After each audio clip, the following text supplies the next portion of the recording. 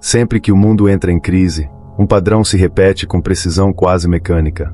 Medo, incerteza, informações confusas e, logo depois, uma explosão de teorias da conspiração.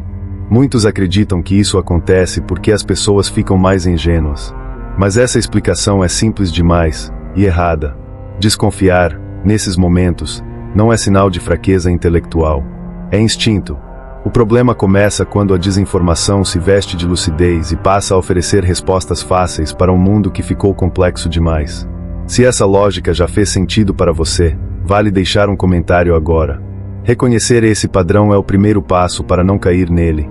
Crises têm um efeito direto sobre a forma como o cérebro humano processa a realidade. Quando uma pandemia começa, quando uma guerra se aproxima ou quando a economia entra em colapso, algo essencial se perde: previsibilidade. O ser humano tolera mal a incerteza prolongada. E, diante dela, a mente busca desesperadamente padrões, causas claras e responsáveis visíveis. É nesse vazio que narrativas alternativas prosperam. A versão oficial, quase sempre, chega fragmentada. Autoridades hesitam, dados mudam, especialistas discordam. Isso não acontece por maldade, mas porque crises reais são caóticas por natureza. Ainda assim, para quem está sob pressão emocional, essa complexidade soa como incompetência ou ocultação. A dúvida cresce. E onde a dúvida cresce, surgem explicações mais simples, mais emocionais e mais fáceis de digerir. O medo reduz a paciência para análises longas. A urgência diminui a disposição para a checagem. E a sensação de perda de controle cria terreno fértil para qualquer narrativa que devolva ao indivíduo a impressão de que agora tudo faz sentido. Não importa se é verdade, importa se alivia a angústia imediata. É por isso que teorias da conspiração não surgem no vácuo. Elas surgem quando o ambiente psicológico coletivo está fragilizado, quando a confiança institucional oscila e o futuro parece opaco. Histórias que oferecem culpados claros e intenções ocultas ganham força desproporcional. Não porque sejam mais inteligentes, mas porque são mais confortáveis. Se você já percebeu esse padrão se repetindo em diferentes crises, vale compartilhar este vídeo com alguém que ainda acredita que isso é apenas coincidência.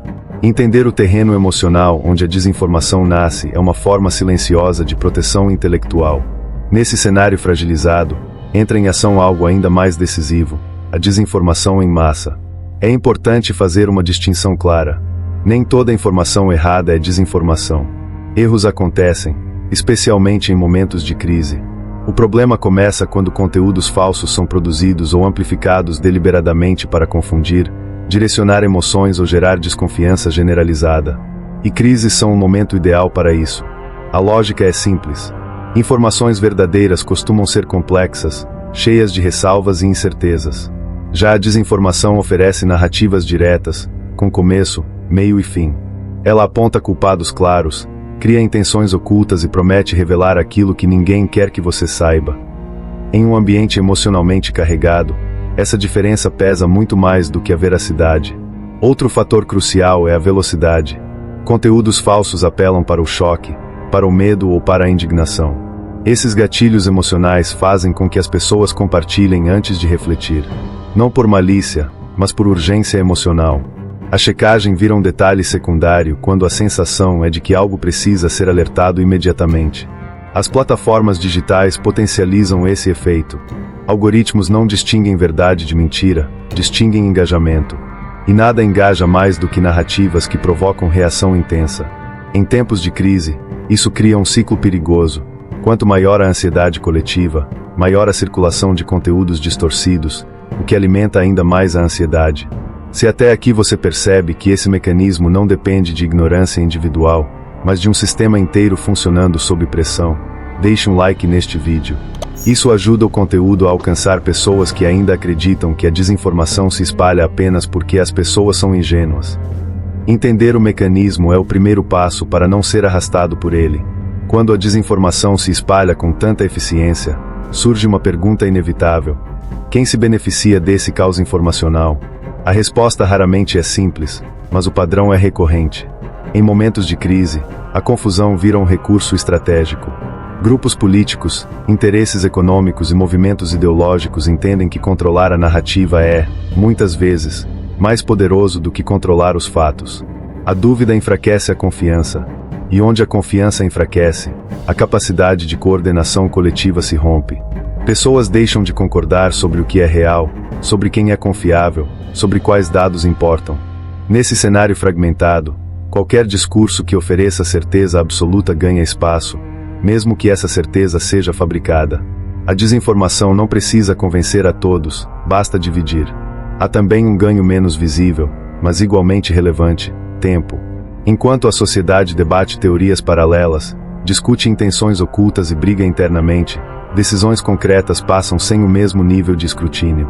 O foco se desloca do que está sendo feito para o que está sendo dito. E esse deslocamento interessa a quem prefere operar longe da atenção crítica. Crises ampliam esse efeito porque reduzem a tolerância ao dissenso técnico. Explicações cuidadosas soam lentas demais. Especialistas parecem indecisos.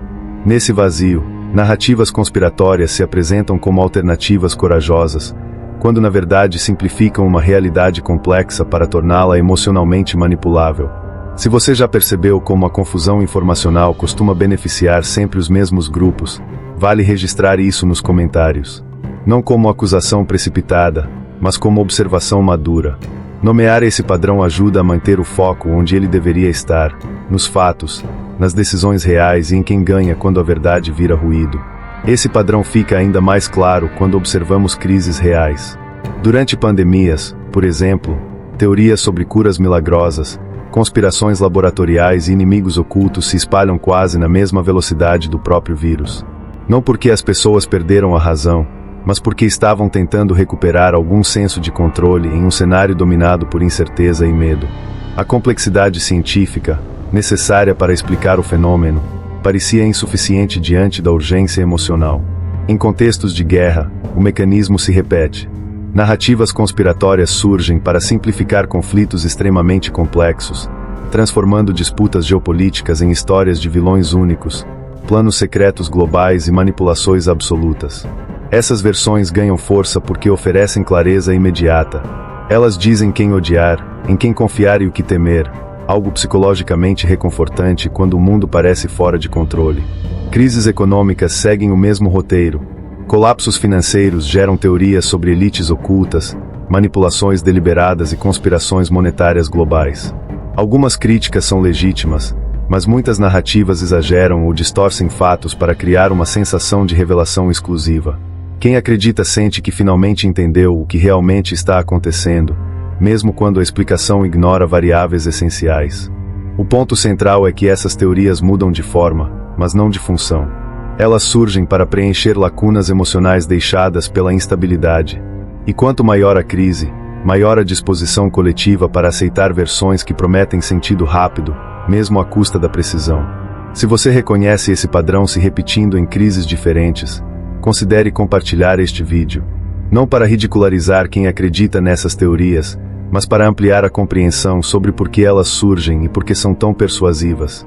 Entender o padrão histórico é uma das poucas formas de não repeti-lo automaticamente. O que torna essas teorias tão sedutoras não é apenas o conteúdo, mas a experiência emocional que elas oferecem. Em tempos de crise, elas funcionam como atalhos psicológicos. Enquanto a realidade exige paciência, tolerância à dúvida e esforço cognitivo, a conspiração entrega algo imediato, sentido. Ela organiza o caos em uma narrativa compreensível, com causas claras e intenções definidas. Há também um componente de identidade. Acreditar em uma teoria conspiratória costuma vir acompanhado da sensação de pertencimento a um grupo que enxergou além. Isso gera um reforço emocional poderoso. A pessoa não se sente confusa, sente-se desperta. Não se sente insegura, sente-se informada. Esse efeito é especialmente forte em ambientes onde a confiança institucional já está fragilizada. Outro fator decisivo é a redução da ambiguidade. Crises reais são cheias de zonas cinzentas, probabilidades e revisões constantes. A conspiração elimina isso. Ela substitui o não sabemos ainda por eles estão escondendo. Essa troca é psicologicamente confortável, mesmo quando é intelectualmente frágil. O cérebro humano prefere uma explicação errada a nenhuma explicação. É por isso que essas narrativas atraem pessoas inteligentes, críticas e bem-intencionadas. Não se trata de falta de capacidade intelectual, mas de sobrecarga emocional. Quando a mente está exausta, soluções simples parecem mais racionais do que realmente são. Se essa análise ajudou a entender por que pessoas lúcidas acabam aderindo a explicações problemáticas, deixe um comentário com sua percepção. Reconhecer esse mecanismo em si mesmo é um sinal de maturidade intelectual. E, se esse conteúdo está ajudando a enxergar essas dinâmicas com mais clareza, considere se inscrever no canal. Em tempos de crise, lucidez não é excesso, é proteção. O custo invisível da desinformação conspiratória não é apenas social, é existencial. Quando uma sociedade se divide em múltiplas versões de verdade, a confiança básica começa a desmoronar. Isso não acontece da noite para o dia, mas a erosão é gradual. A cada teoria que é aceita sem questionamento, a base comum de entendimento entre as pessoas vai se tornando mais frágil. O que resta é uma desconexão entre indivíduos e um aumento na polarização. A confiança social não é um bem abstrato.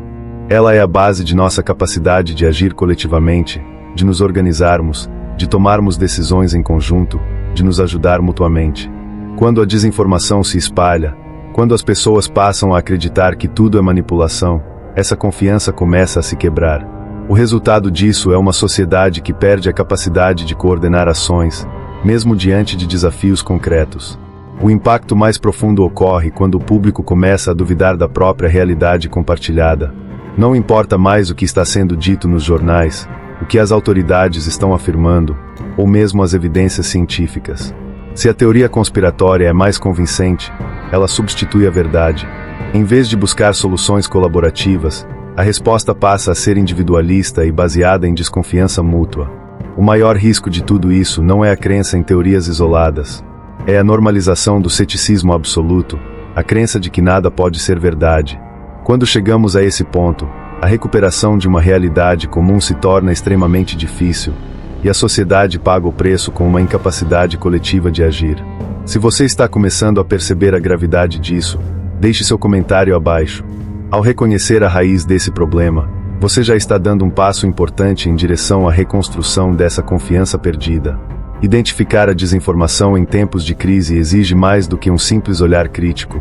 É preciso uma vigilância constante e a habilidade de reconhecer os sinais antes que se tornem dominantes. As ferramentas de manipulação são sutis, e muitas vezes, o que parece ser um simples erro de comunicação é, na verdade, uma tentativa de moldar a narrativa a favor de certos interesses. A maneira como as teorias da conspiração se espalham durante uma crise é um processo meticulosamente planejado, utilizando a psicologia humana de forma eficaz. Primeiro, observe os elementos emocionais. Mensagens que tocam profundamente em medos ou incertezas tendem a ser mais compartilhadas, não importa quão falsas sejam. As palavras e imagens usadas têm um grande poder de manipulação. Em tempos de crise, qualquer conteúdo que aborde uma questão complexa de forma simplificada pode parecer atraente e, infelizmente, mais convincente. Em seguida, verifique as fontes. Teorias da conspiração muitas vezes são transmitidas por canais alternativos que parecem mais autênticos porque falam de forma direta e sem rodeios. Isso gera um contraste com as fontes tradicionais, que são vistas como distantes ou desinteressadas pela população. No entanto, a falta de verificação e a ausência de fontes confiáveis tornam essas narrativas vulneráveis a distorções. Por fim, a urgência é uma característica comum. A ideia de que algo deve ser feito imediatamente cria uma pressão psicológica, que facilita a aceitação de ideias sem questionamento. A sensação de estar no controle, mesmo que falsamente, é irresistível. Se você está começando a perceber como essas dinâmicas se desenrolam, deixe seu like e compartilhe esse vídeo com quem precisa entender os sinais da desinformação.